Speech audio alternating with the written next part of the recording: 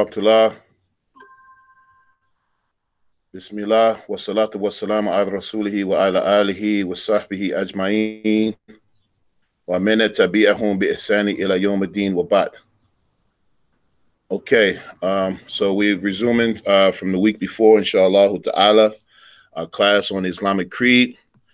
So you all know we have the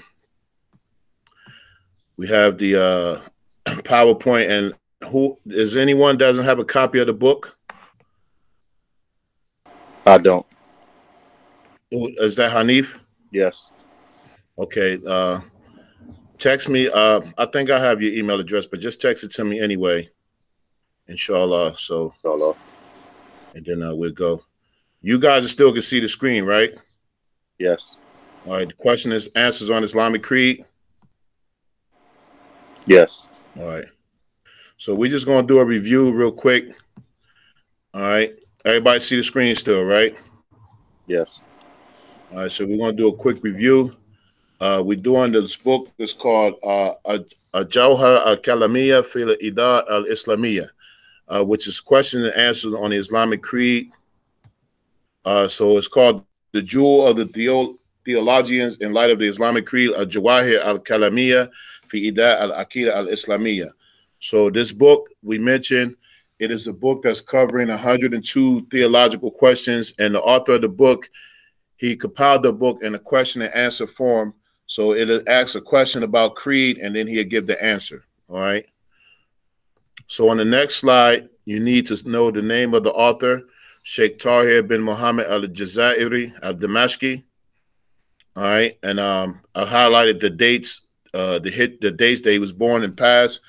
The one that you need to know is the date that he actually passed more than anything. So 1338 Hijri, which is he passed away in 1920. He was a great scholar of tafsir, hadith, fiqh, usul, history, Arabic language. Most of his books are still in manuscript form. And he was the author of the Zahiriyya Library. So the Zahiriyya Library is in Damascus, where many hadith scholars used to go to study manuscripts. So he was actually the director of that library for a while. All right. So on that slide, you will need to know the name of the author and the date that he died.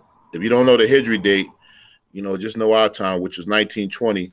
The dates when we talk about scholars is always going to be important, because we need to know who the scholars of the Salaf were and who the scholars of later times were. All right. Any questions? No. Okay. So let's go on here. All right, the next slide is the translator is Maulana Hafizur Rahman Fatih Muhammad. He was born in Holland. He graduated from the Jamiatul Ilm wa Huda in Blackburn in the UK. And he was trained as a mufti. And we gave a definition of a mufti. A high-level mufti is one who is able to independently deduce proofs and evidence from the Quran and Sunnah. And the basic level is one who is qualified to pass judgments that have already passed, rulings that have already came. All right. So we mentioned that in detail before, because, when we hear this title of Mufti, many times we think it's a great scholar or something. But on the levels of Mufti, there's about 7 levels. The least level, the lower level, is the one that's just above us. So you have the high-level Mufti, which is known as the Mujtahid. We're discussing the detail in another class. The Mujtahid is the one who can go to the primary sources of the law.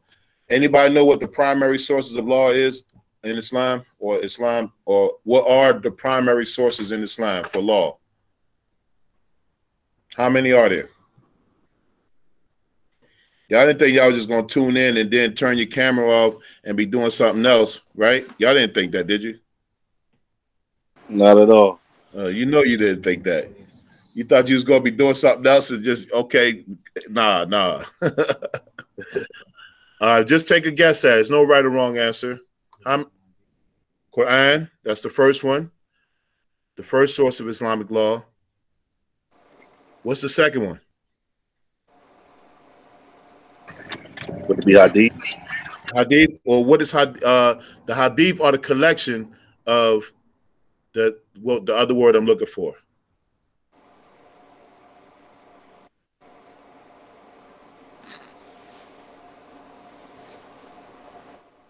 What do we follow? Quran, yeah, Sunnah.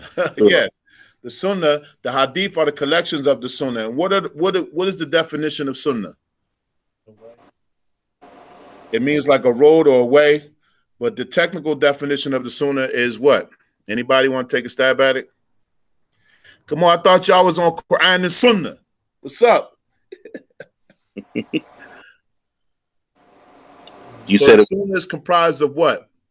There's basically 3 things, or some say 4 things, but we're going to go with 4 things, but I want to see if you know them.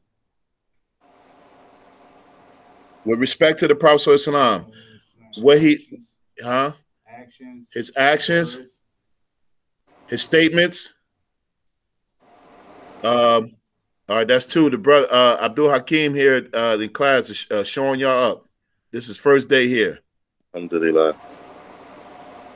He embarrassing y'all. What's up, man? It's like, I'm just joking. So we got the Sunnah is comprised of what the Prophet ﷺ, what he did, right? His actions, what he said, his statements. What else? 2 other things I'm looking for. So his actions, statements. Character, yeah. But, no, not attributes. If the Prophet ﷺ, someone came to him and he expressed something, or he didn't express it. So it's his statements, his actions, which would be part of his character, what he approved and he disapproved of in his presence. Okay. All right. And another thing that a lot of people overlook is what's called his ahwal, or his hal. His hal means his spiritual states. So these are the things that comprise the Sunnah of the Prophet ﷺ, and this is the secondary source of Islamic law. So the Quran, the Sunnah, which is recorded in the Hadith. Then what's the 3rd source of law?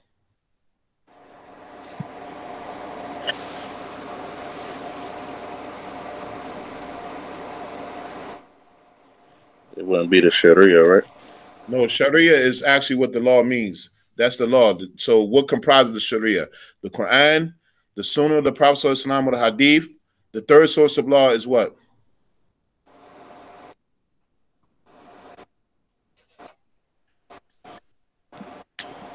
So if you don't find something in the Quran, you don't find something explicit in the Hadith, what's the next source you go to?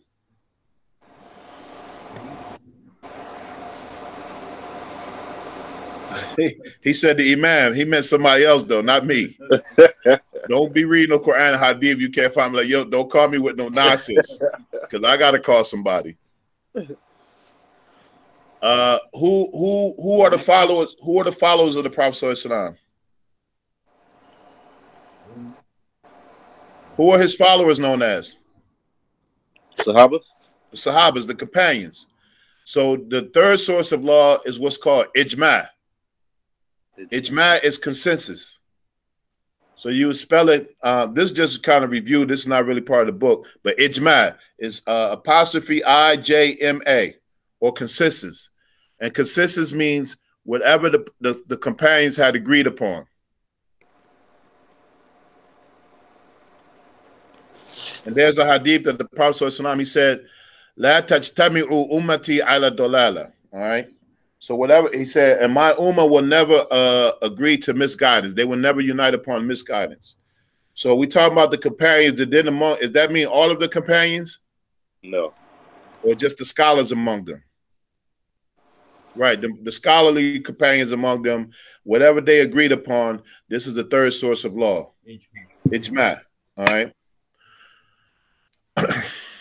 Okay, then the 4th source of law is what?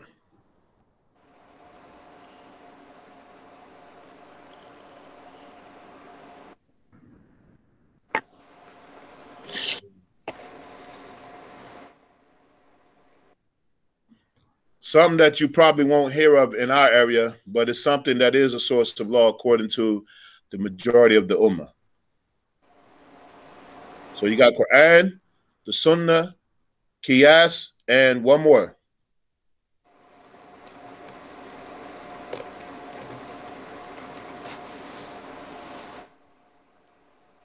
You said the third one was the ijma, right? Yeah, ijma. Okay.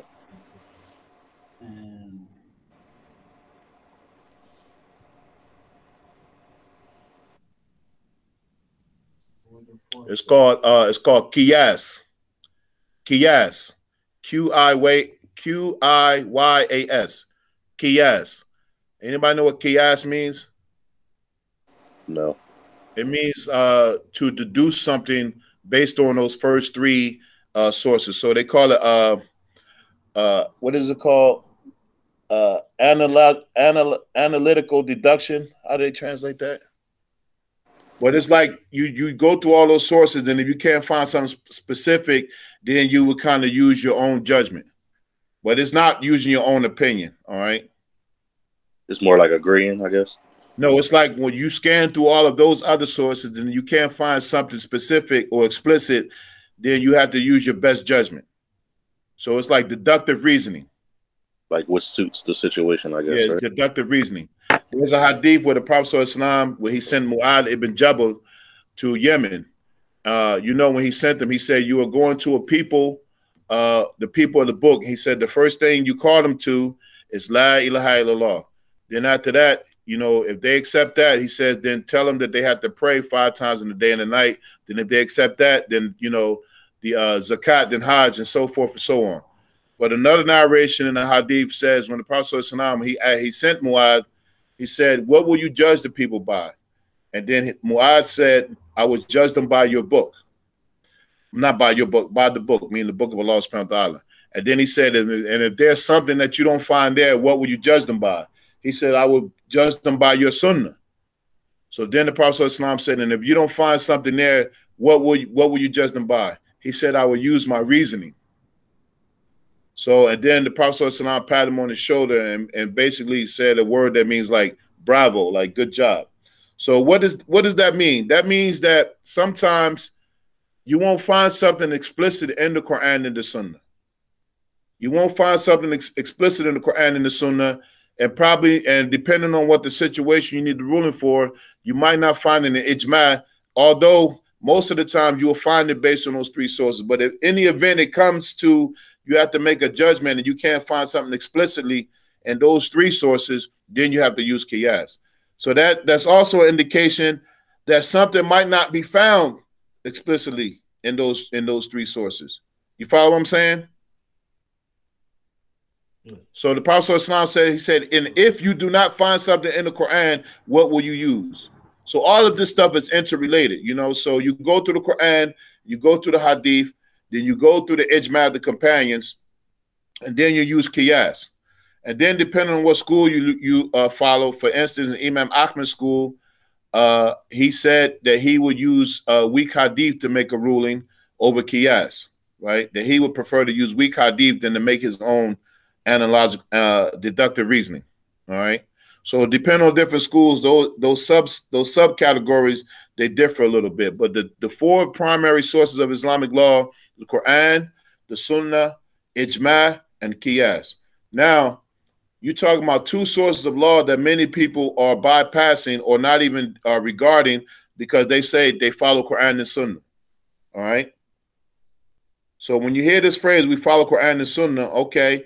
Now, how can you follow it? Because, following the Quran, if you're making a judgment, you got to know the Quran. You got to know the different sciences of the Quran. You got to know what is nasik and what is mansukh and, the different qira'at and all of that stuff. So, and it's crazy because a lot of times we hear these days that people say follow Quran and Sunnah like it's that easy.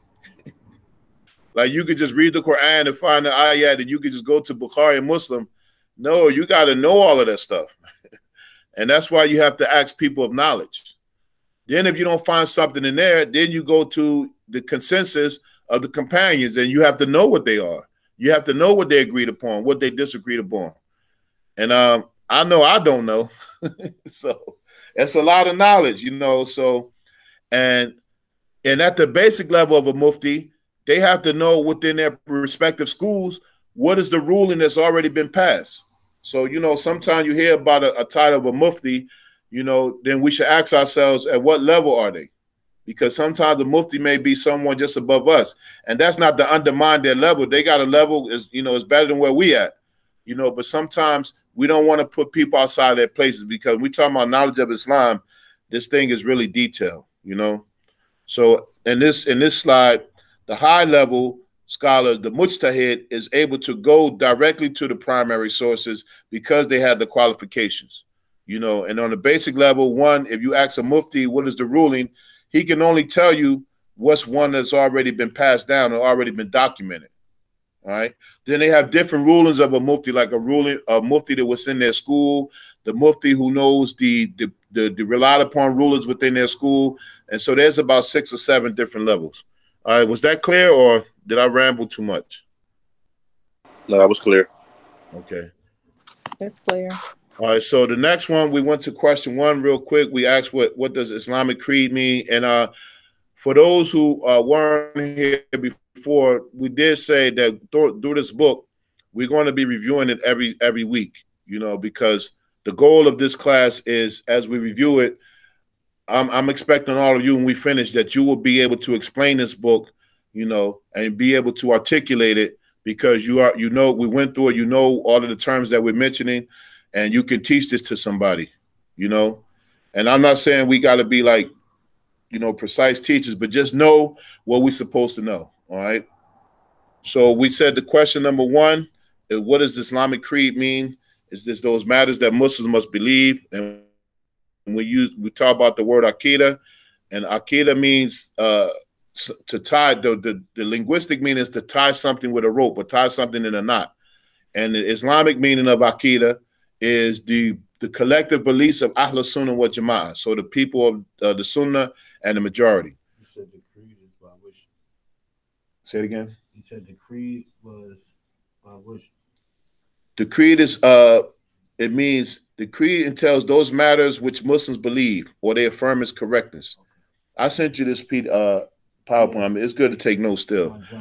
I mean, this is old school right here, taking notes. You know what I mean? Because y'all was, I'm putting you on the spot. Y'all was in here taking pictures of the notes. I don't like all that picture taking, man. Don't worry, I won't take no more pictures of the notes. I'm just joking. Man. I'm just joking, man. So the Islamic Creed is those things that affirm the correctness of the Muslims, And we mentioned in one class that we take for granted that we know what we have the ability to know what proper belief is. But there was a time in Islamic history this wasn't so clear. If you study the Islamic history, when the companions started to spread out and they started to go to different civilizations who already had their beliefs, and so then these deviant beliefs started to creep into the ummah. So that's a whole nother class. So then the scholars decided we got to collectively put together what is the Islamic Creed, what is the Aqidah, all right? Because in the early times, you find that the Aqidah was passed down orally. During the time of the Prophet ﷺ and his companions, it was already known. It was well known what the belief was, and this is why you don't find any Aqidah books from the companions, because because they would be the ones who would be first to write an Aqidah book, right? Hello? Yes. Yeah, so you don't find any Aqidah books from the companions because the Aqidah was well known. So as the Muslims started to spread and conquer different lands, when they, the Persian empires and the Roman empires, these people already had civilizations, already had beliefs and stuff like that. So then some of their beliefs started to creep in, where they used to ask certain questions, and so the Muslims had to clarify what the belief is. So the Aqidah comes from this word Aqadah, all right? And another thing to know, because oftentimes we hear people to say, we don't do whatever the Prophet ﷺ didn't do because it's bid'ah. That's a whole nother class too. But this word Aqidah, the Prophet ﷺ never used this word.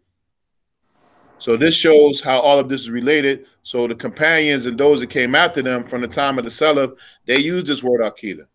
So if they used it, then it's good. You follow what I'm saying? Mm-hmm. And then there's another hadith. The Prophet ﷺ said that whatever good is whatever my ummah sees is good. So that means he was kind of indicating that the people who relied upon his religion from the companions in those first 3 generations, which is known as the Salaf Salih, you know, you take from them. And it might not be specific to what something the Prophet ﷺ said. All right. And that's not nothing unnatural. You know, we have history, oral history, and with our people, and everything that's related is not you know, exactly as it came before, but we got some type of indication. You see what I'm saying? All right, so on this slide, you just need to know what Islamic Creed is. All right. Everybody with me still? Yes. Which Muslim believe? Yes. Yeah, the things that are binding upon the Muslims to believe, all right? Or any of those words you want to use. Question number 2, what is Islam? What does Islam mean? Islam is to testify with the tongue and to believe in the heart all that which our Prophet ﷺ came with is the truth and is correct. And 3 ways of believing those things, we said, have ikhlas, sincerity, have tasdeeq in your heart, and have yaqeen, have certainty. So to believe in Islam, and another word that Islam means is istislam. Istislam, which means to surrender. All right. So Islam means istislam, to surrender. Turn yourself in. Turn yourself in. Yeah, give up. You know, there's no way to go. You're surrounded. You know. O you who believe, enter into Islam completely and perfectly is one of the proofs that we gave for that, to give an understanding of that meaning. All right. So on this slide, you need to know what Islam means, particularly that Islam means istislam, and these 3 things. What is ikhlas, what is tasdeeq, and what is yaqeen? All right. The next one is the foundations of the creed. So it's the 6 articles.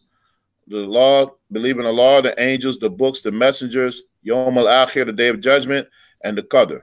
All right, the good and the evil of it. All right, everybody know that, right? Yes. Okay. Another book that we're going to cover after this is all of these pillars. All these articles of faith, we'll deal with them in detail. All right.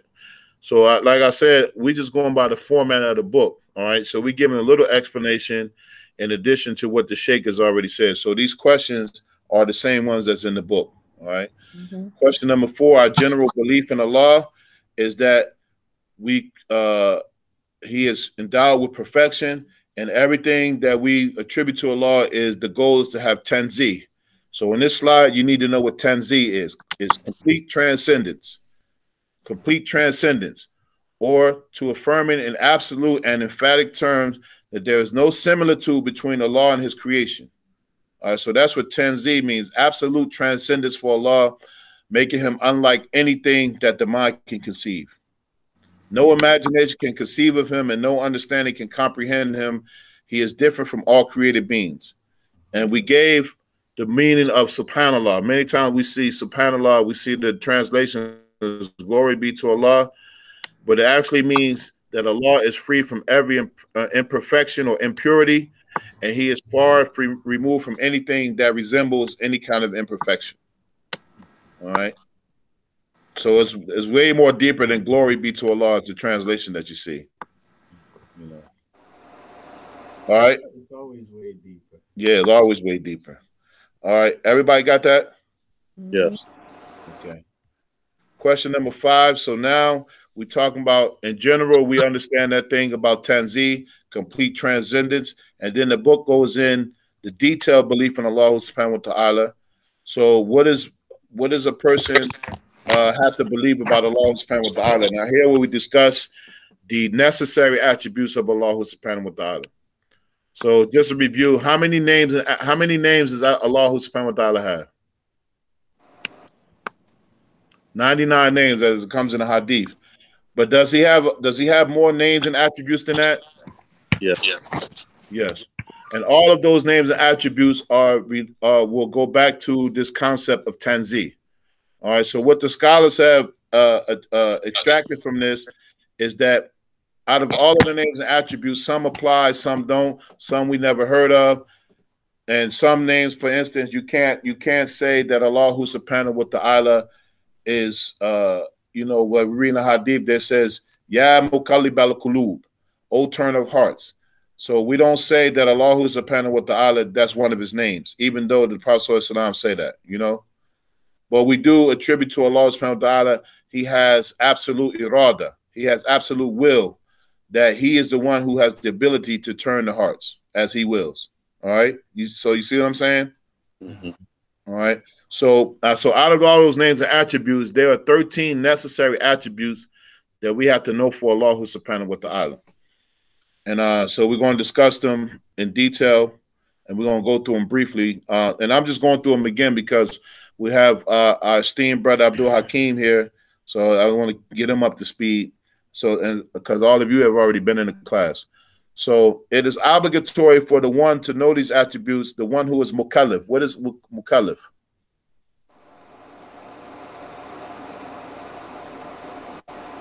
What is the meaning of mukallaf? It means to be held accountable. Yeah, it's on the screen, so you get. I mean, I just wanted to say something because ain't nobody else say nothing. That's all. Yeah, alhamdulillah. So the accountability. When does a person in Islam reach accountability? Puberty. Puberty. How is puberty defined? When the young man reaches, when he has his first wet dream, and when the female reaches menses. Okay, there's 3 ways for the male that we mentioned. Wet dream. When he develops pubic hair. Pubic hair. And what's the other one? I think it's when his voice changes. No, that would be at puberty. Oh, I don't know the other one. Age 15. 15, yeah. Yeah, so whenever one of those 3 ways hits first, then a boy becomes mukallaf. So he becomes accountable, and for a female is just one way, and that is what? Cycle. Yeah, when she reaches her first cycle. So accountability, besides being, being responsible for knowing this information that we're discussing, what's another thing that we said when a person becomes mukallaf? See if you remember. When they have the ability to know what's right and wrong. No, that's something before that. That's something before mukallaf. That was tamyiz. Oh, that was before mukallaf. Tamyiz is something at the age of distinction. And what age is that for a person? 7. 8, 7. About 7. Okay. About 7. Okay. So that's the difference between mukallaf. But what's the difference between tamyiz and mukallaf? That at 7, a person knows right from wrong, and tamyiz is basically when they're able to do things, they're able to formulate thoughts and ask questions on their own, and they understand, and they're able to process information. But what's the difference between tamyiz and mukallaf? There's one specific thing I'm looking for that we mentioned. Accountability. Yes, accountability, but something else as an addition.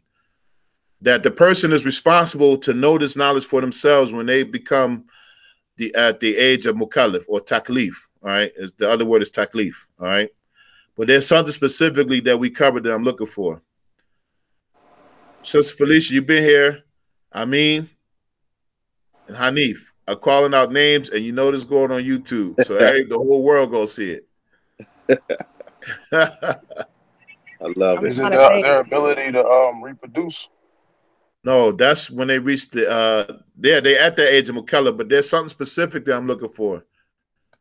Because you remember I said in the class, it's stuff that we discussed that I either write on the board or something that we discussed. I just deleted them pictures, man. You weren't supposed to delete the pictures, man. I was just, I was playing with you, bro. That was like the equivalent of having a gun, man. You don't give up your guns. just get them registered. So what I'm looking for is that when a person becomes mukallaf, that is the age where the angels start writing down their deeds and they go on their scale.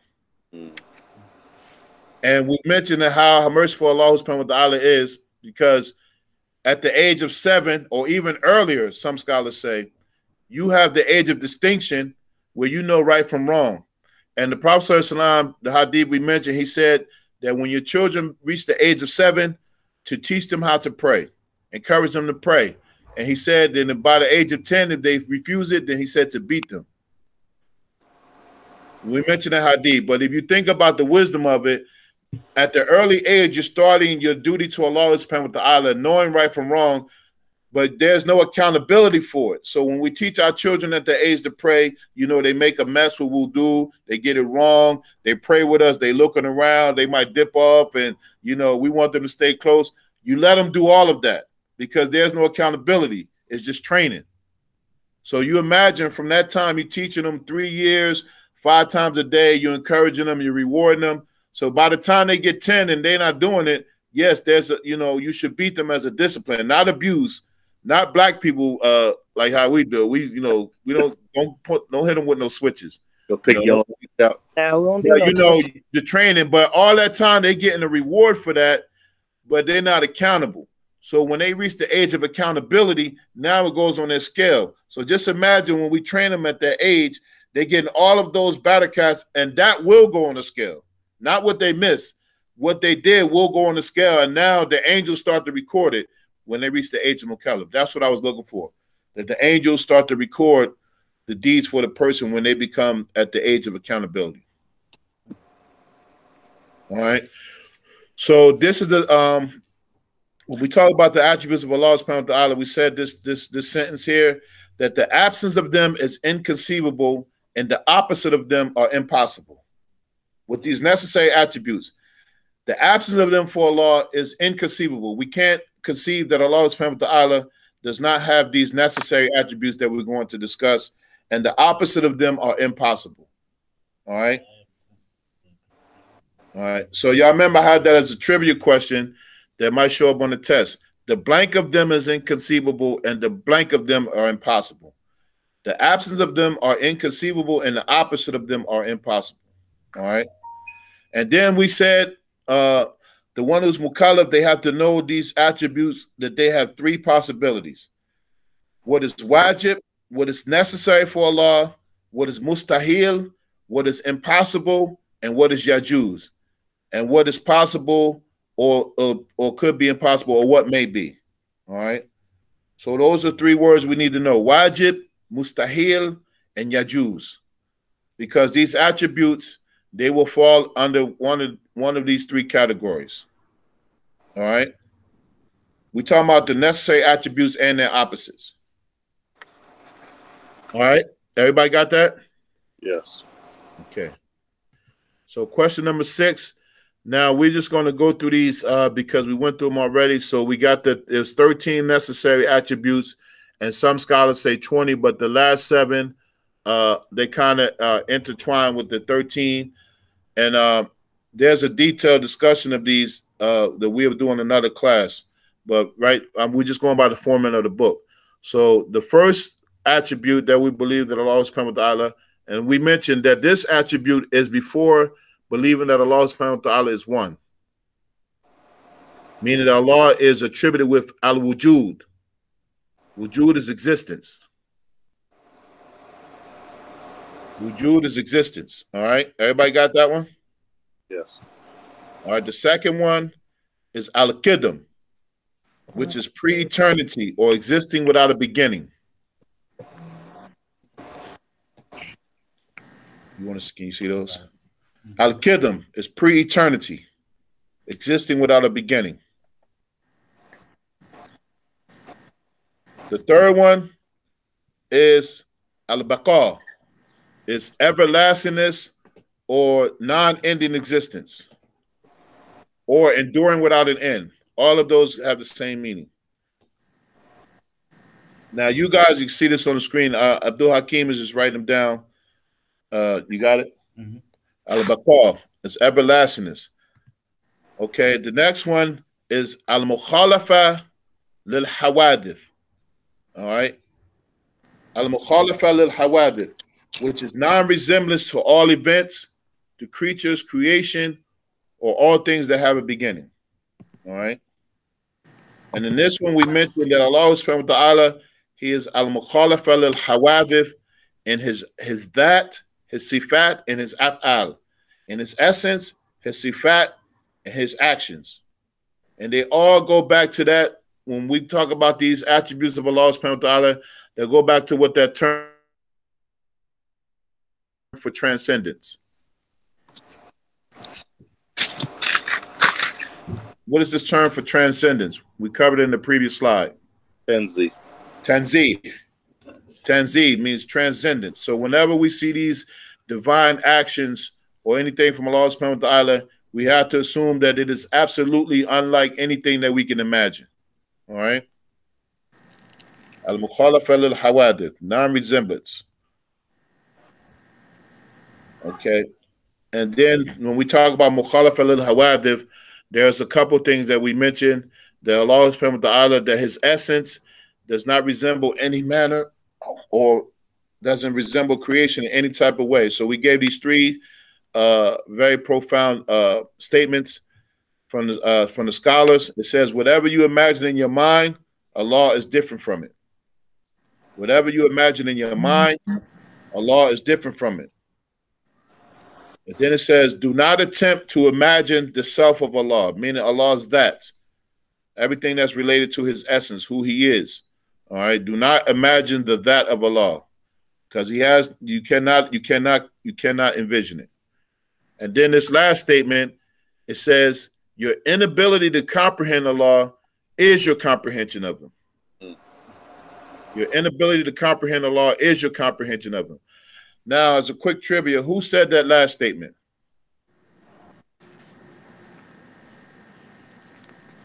We mentioned it the week before.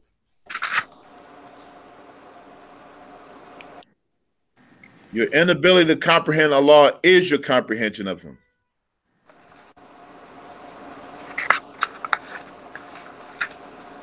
Sister Felicia, you there? I'm here. Okay, who said that last statement? I'm trying to think.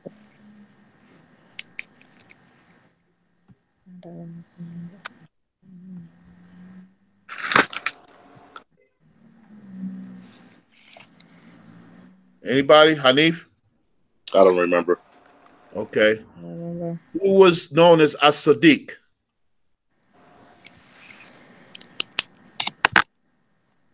Who was known, the companion of the Prophet of Islam, who was known as As-Sadiq?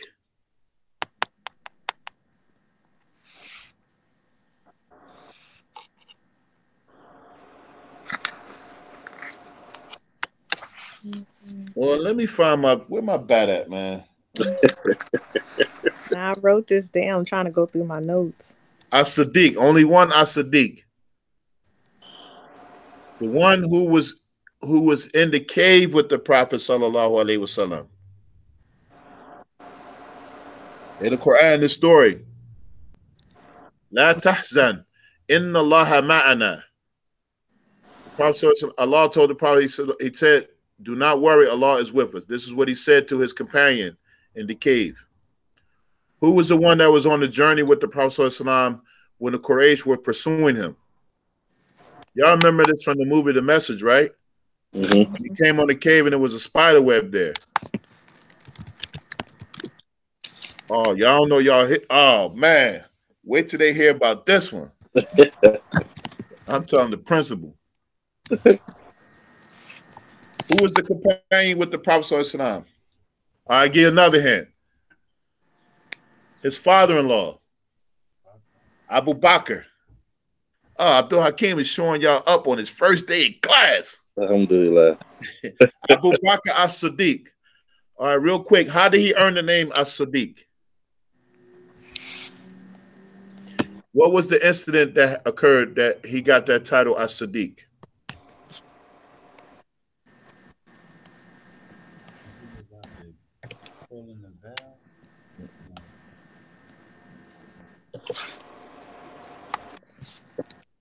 What was one of the major events in the Prophet ﷺ's life?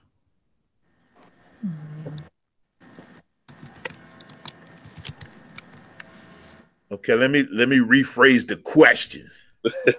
What was the event that where we learned where the salat was originally 50 times a day and it was reduced to 5? To the seventh heaven. Yeah, what is it called? It's two events. They go together.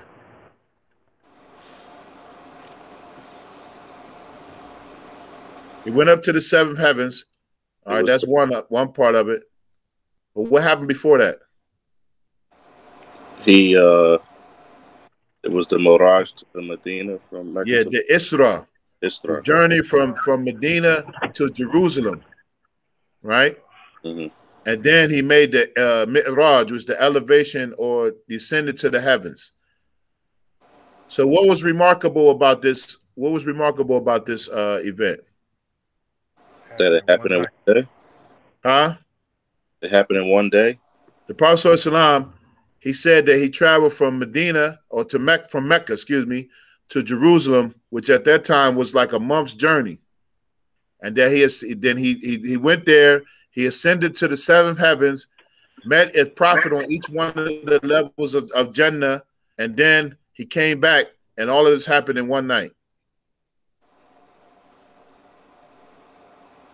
And then what happened after that when this story started circulating?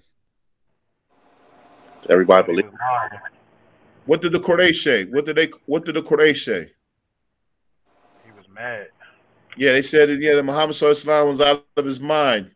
So when it reached Abu Bakr, he said they was basically like, yo, come get your man. He talking about he made this journey. He's out of his mind. What's wrong with him? Like, now you're really tripping. Like, we didn't believe you at first, but now you're really tripping.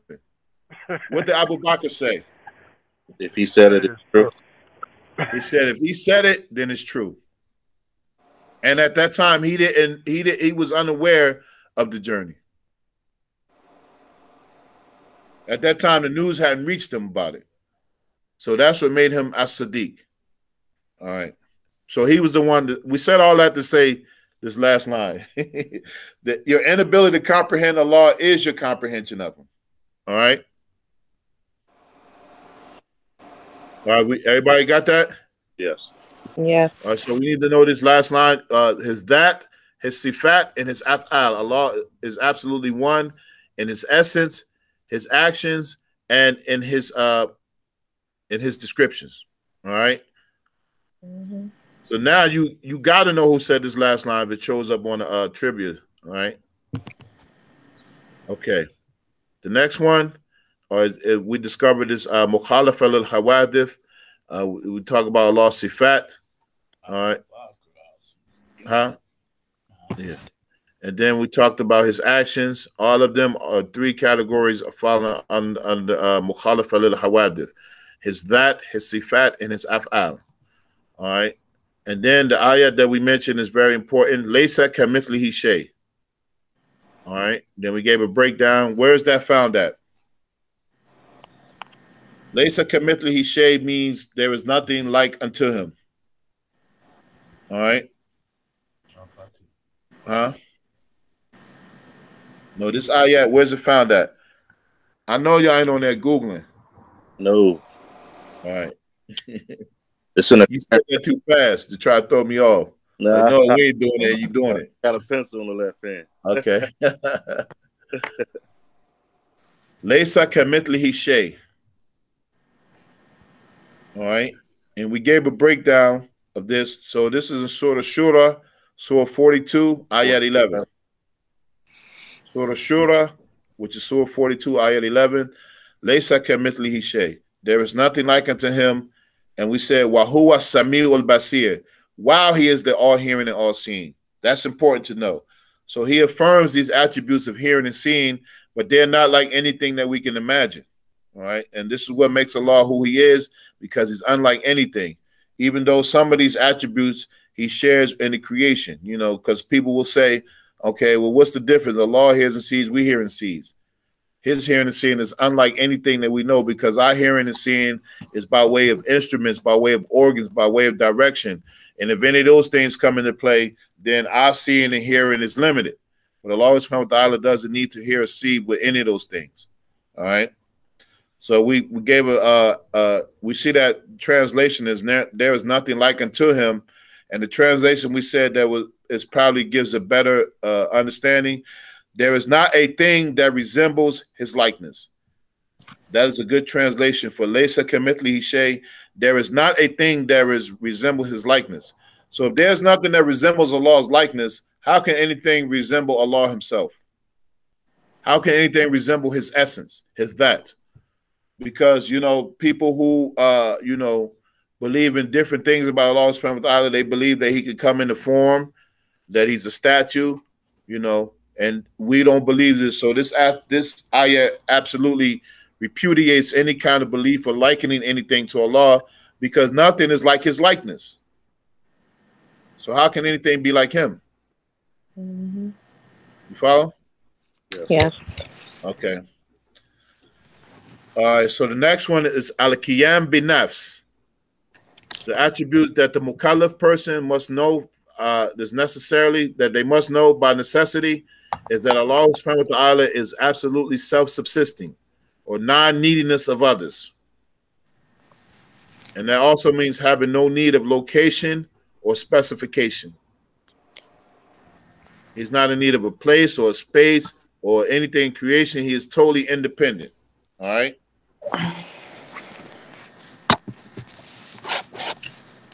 All right, everybody got that? You got that? Mhm. All right. The next one, Allah is attributed with al-Hayah, which is life.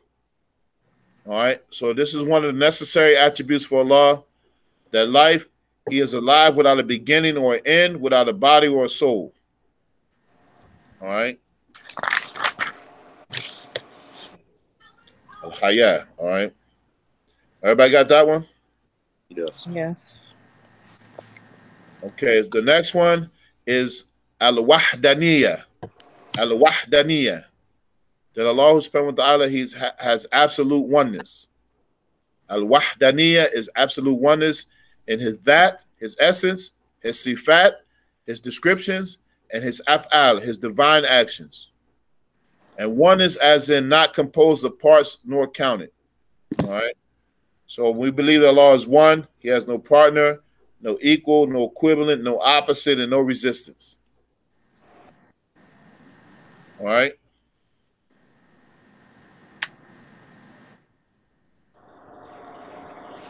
Okay, everybody ready? Yes. Yeah.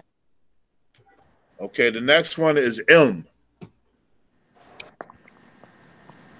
So that Allah, we believe that he has perfect and absolute knowledge of all things, including what must be, what has been, what is now, what will be, what could be, and what could have been had he willed it to be, and what can't ever be.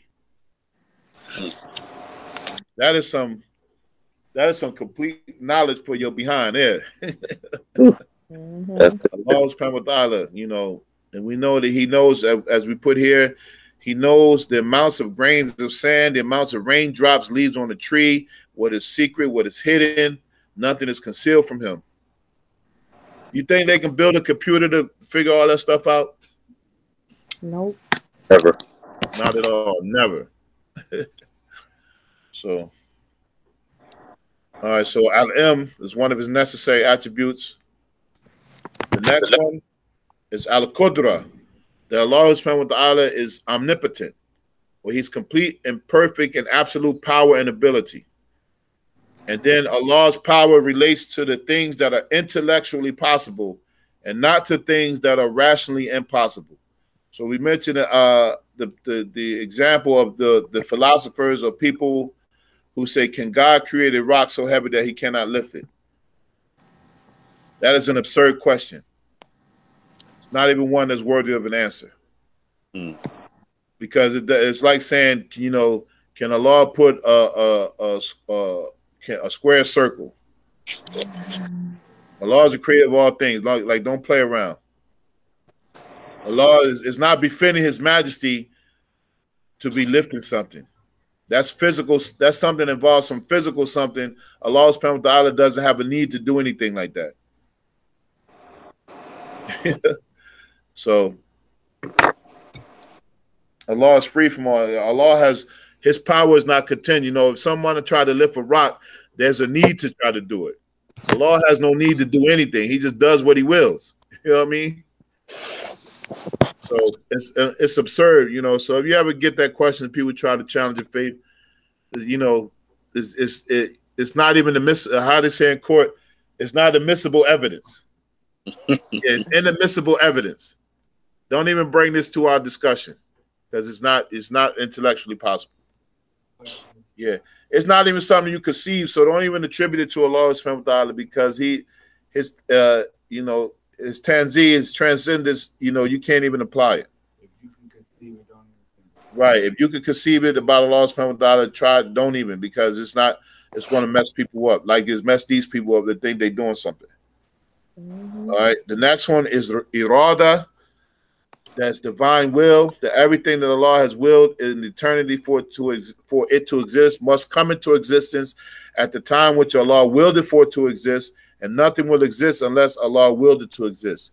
So he determines the possible existence or non-existence of everything, the independence or dependence of something, knowledge or ignorance, good or evil, and whatever Allah will be, and whatever He doesn't will to be will not be. And we said this term, inshallah, we said that it means if Allah has willed it already. They translate this as God willing, but inshallah is conditional. It means if Allah has willed it already from the divine decree, then it will happen. And so we use this what's the word I'm looking for? Use this word like with caution, because sometimes we say inshallah and we don't have no kind of intention to do something. You know what I mean? We dismiss people with it sometimes. We say, inshallah, I'll do it. Inshallah, inshallah, But it is all according to Allah subhanahu wa ta'ala's divine will. But He also gave us our own will, that we have the ability to do things. We can be somewhere or not be somewhere. We can choose something or not choose something. That's part of our free will. But it doesn't supersede Allah's divine will. So all of our free will that we think is free is governed by His divine will. So in his eternal decree, he decreed that we will have free will to do whatever, to believe or disbelieve, so nothing escape His divine will. All right. Is that clear? Yes. Yeah. Okay. His next attribute is as-sam'u, is hearing. So that's hearing without organs, modes, means, instruments, or distance. All right. The next one is al-basar, that He has sight, that He sees all things that are seeable without pupils, eyes, light, instruments, distance, or anything that we can know or can imagine of sight. All right. So we mentioned the ayat again, laysa kamithlihi shay wa huwa sami'ul basir. All right. And that's interesting. He said, while He is the hearing and seeing, there is nothing unlike to Him. So don't think of hearing and sight and what we know and attribute it to Allah subhanahu wa ta'ala. And as we go further into the book, we're going to clarify some of these issues and go deeper into them, because there's some ideologies that we're going to be refuting while we're doing this book. All right? Everybody there? Yeah. Yes. Okay. And the last one is al-Kalam, which is speech. All right, so it's Allah's eternal attribute is spoken without letters, sounds, language, organs, or instruments. And then we use the ayat, وَكَلَّمَ اللَّهُ مُوسَى تَكْلِيمًا, that Allah spoke directly to Moses. All right. So what does that mean? How did Allah speak to Musa alayhi salam? So it's without mediation, that, and some of the scholars have explained that Allah created in Prophet Musa a special ability to hear the kalam of Allah subhanahu wa ta'ala. And that is not something that we can even imagine, even if we're thinking about it right now. It's not something you can imagine. Just leave it as the companions left it, because there's a concept that we're going to talk about. It's called tafweed, which consigns the meaning of what is intended to Allah subhanahu wa ta'ala. So in other words, you accept the wording as it comes, and whatever it means, you leave to Allah subhanahu wa ta'ala, because we don't have the ability to really comprehend it in reality. Even though we know what speech is, and when we read this ayat, we have no idea what this means for Allah subhanahu wa ta'ala and how it manifested. And just because that it happened like that, we just leave it. Don't go into how Allah spoke to Musa alayhi salam. It is something we can't understand, because we talk about Allah subhanahu wa ta'ala's necessary attribute of kalam. It's not something that we can conceive. And as Abu Bakr as-Siddiq said, our inability to comprehend these things about Allah is our comprehension. You know, and so kalam is usually applied to the beginningless attribute of Allah present with his being and referred to as his speech. So the kalam is part of his that, and his that is not even, you know, it's sacred territory. Don't even begin the one of the statements we meant. Do not attempt to understand the that of Allah. Don't even go there, because it's too much. All right. Okay, everybody there? Yes. Okay, now this brings us to question number 22 in the book. Real quick before we end, who wants to read that? 22. Anybody got their book out? You said it's question 22, right? Yeah. Okay. The qualities which are impossible for Allah, those qualities which cannot be attributed to him. Mustahil, impossible, out of the question. Oh no, you reading off the PowerPoint. Yeah. No, in the book. Oh, I don't have the book. Okay, I'm sorry. Okay. Anybody else got the book? I got it. Okay, can you read question number 22? The qualities which are impossible for Allah the Exalted, those qualities which cannot be attributed to him, are non-existent, contingency, annihilation, a likeness to contingent beings, being dependent on others. Pure and exalted is he.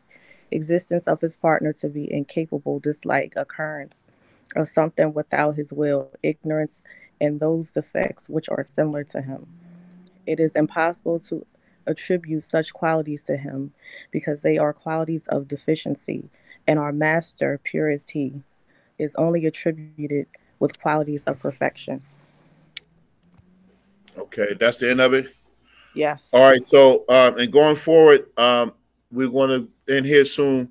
But this question is talking about the qualities that are impossible for Allah subhanahu wa ta'ala. And the term here is mustahil. So the opposite of all of these qualities that we mentioned, wujud, existence, al-kidam, eternal without a beginning, al-baqal,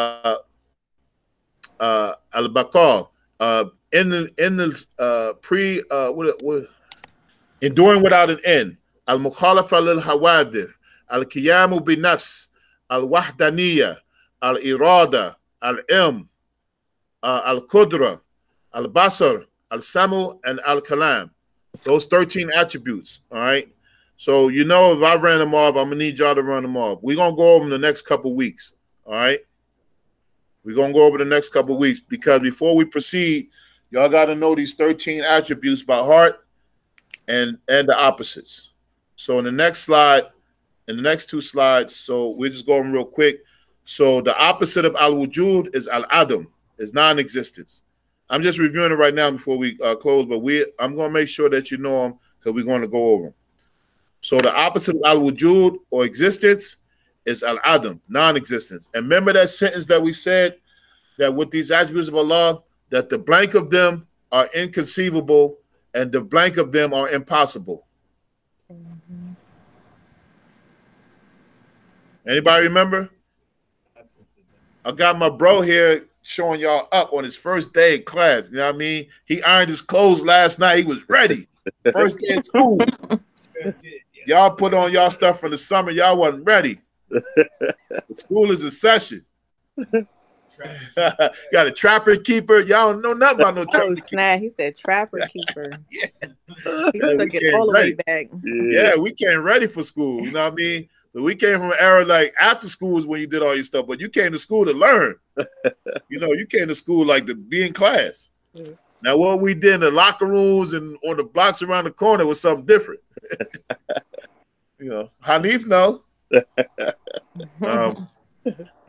So these are the those impossible attributes. So we said that the absence of these attributes are inconceivable and the opposite of them are impossible.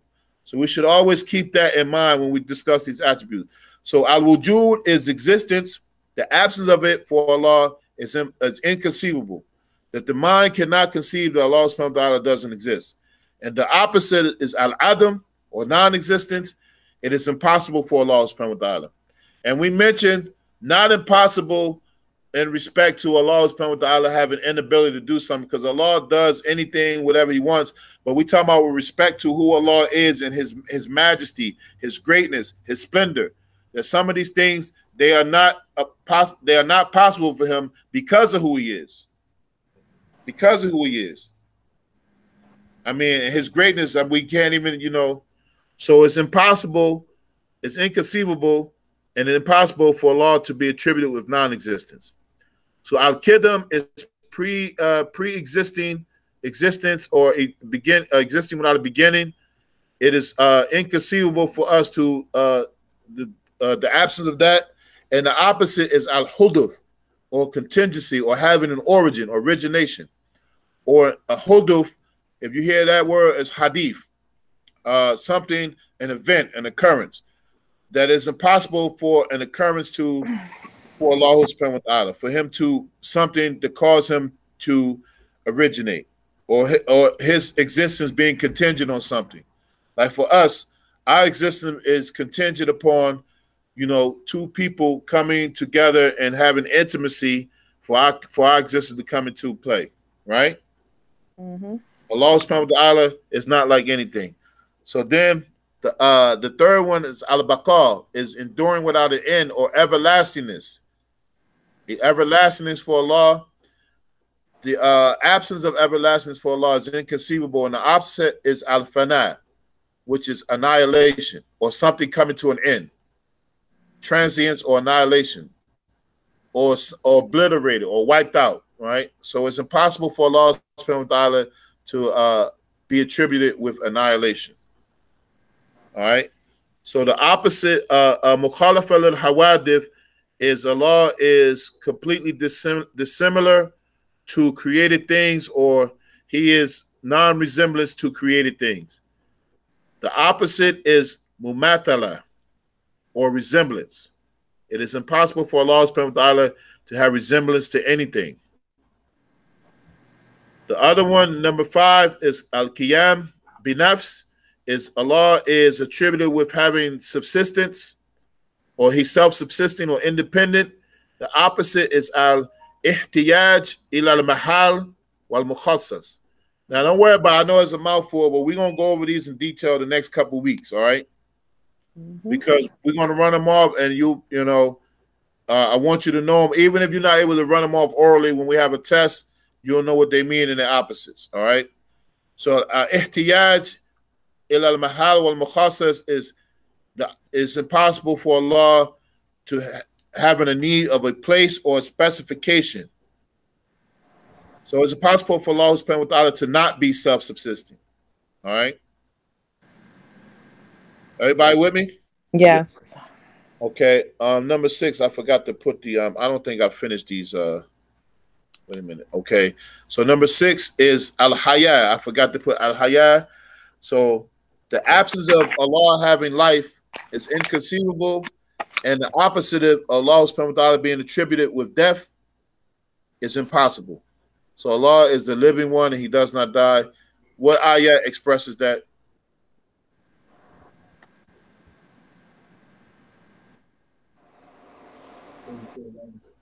42:11 is, you could use it, but one I'm looking for specifically, ayah we should know. I'll give you a hint. The greatest ayah in the Quran. Fatiha. No, the greatest ayah in the Quran, not the greatest surah. Ayatul Kursi. Man, y'all getting detention. I'm putting cases on all y'all. Yeah, Ayatul Kursi, the greatest ayah in the Quran. Allahu la ilaha illa huwa al-hayyul qayyum. That he is the ever living and the subsisting. That sleep and slumber doesn't overcome him. Right? Mm-hmm. And other ayats, of course, but this ayat expresses that Allah subhanahu wa ta'ala, that he is the living. And the opposite of it is impossible, that Allah dies. All right. Mm-hmm. And number 7 is I forgot to put it on the side, is al-Wahdaniyah, Wahdaniyah is oneness. So Allah subhanahu wa ta'ala, one of his necessary attributes is that he has oneness.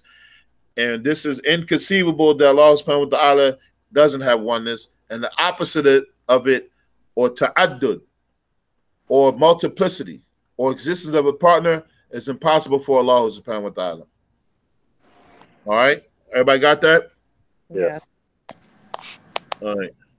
So number 8, I forgot to put in parentheses. So number 8, Allah is attributed with al-ilm, or complete and perfect knowledge. And the opposite is impossible for him, which is al-jahl, ignorance. Number 9, that Allah subhanahu wa ta'ala, he is attributed with al-qudra, complete and perfect ability or omnipotence.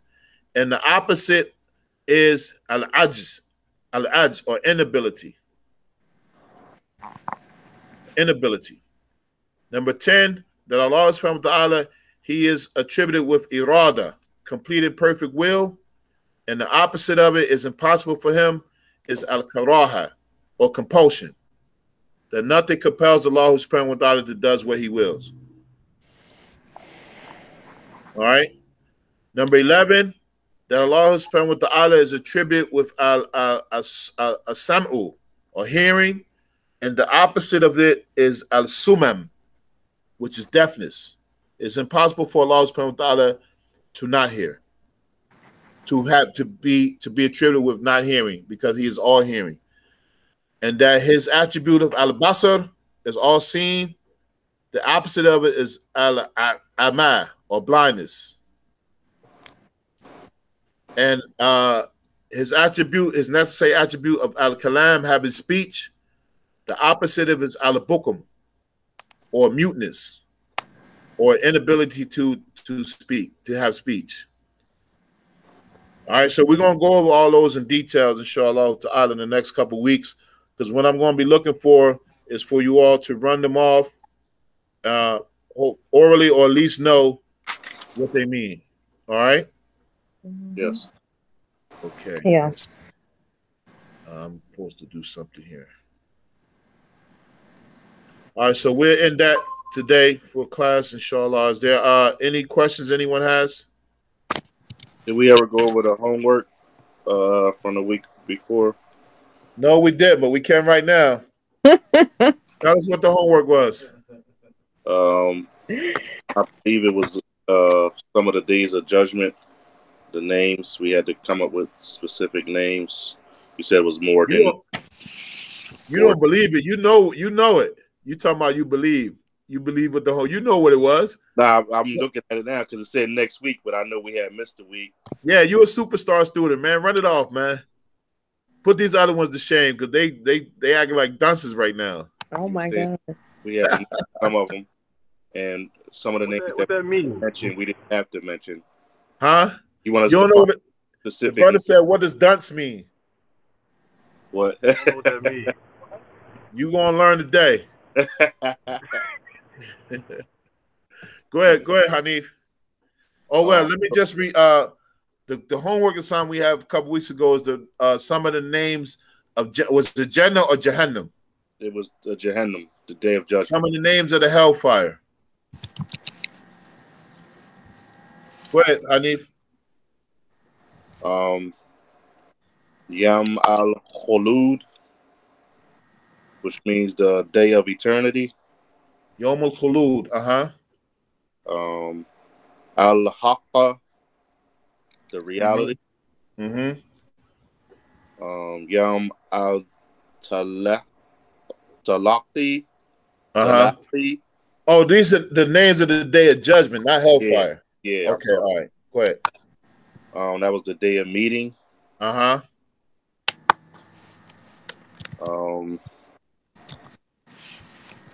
was having trouble with this one. At-Tamatul Kubra. At-Tamatul Kubra. Yeah, the great catastrophe. Yeah. And As-Sakhaha, the trumpet blast. That was the couple I found, inshallah. Okay, alhamdulillah. All right, so email those to me, and then I'll email to the other students, inshallah.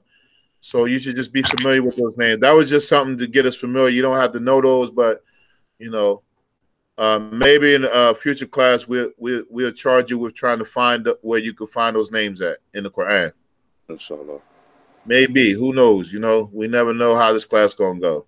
Alhamdulillah. You know, we go from not being able to set up to trivia to talk about the streets. Hey, that's how it go. That's how I do it. Not supposed to go. Yeah, inshallah. All right. So, any questions? That's it. Alhamdulillah. Okay. So, I would just suggest that for next week, at least know the 13 names or the attributes that we covered today, the necessary ones. You don't have to necessarily know the opposites right away, but we're gonna go over them. But I want you to know the ones that we've been covering the last couple of weeks. That Allah is al-Wujud, al-Qidam, al-Baqa, al-Mukhalafa al-Hawadith, al-Qiyam bin-Nafs, al-Ilm, al-Haya, all of those. Now, the opposite you don't have to know right now because we just introduced them today. But those 13. Now, the brother here, Abdul Hakim, if he come to class and he know these, and this is his first day, it's going to be a problem. I'm going to revive Joe Clark on y'all, man. I have a bullhorn. You smoke crack, don't you? All right. All right. Any questions? You told me to send you my email for the book, correct? Yeah, I'm sending you the book. And as I update the PowerPoint, I email it to all of you because this is like recurring. I add a couple slides every week that we go over, and then you'll use it as a reference for notes. All right.